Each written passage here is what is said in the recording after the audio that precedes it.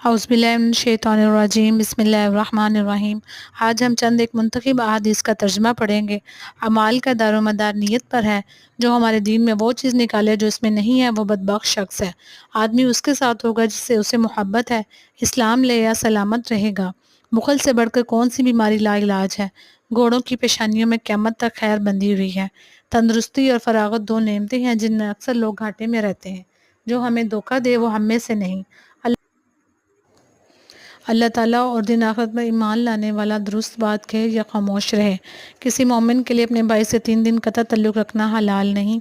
اوپر والا ہاتھ نیچے والے ہاتھ سے بہتر ہے۔ شرارت سے باز رہنا صدقہ ہے۔ حیا کا سب خیر ہے۔ بلا شبہ دین احسان ہے۔ دین کے معاملہ میں کوئی سختی نہیں کرے گا مگر وہ اس پر غالب آئے گا۔ سیدھی اور درمیانی چال چلو، خوشی پاؤ گے۔ ہمیشہ جاری رہنے والا عمل اللہ تعالیٰ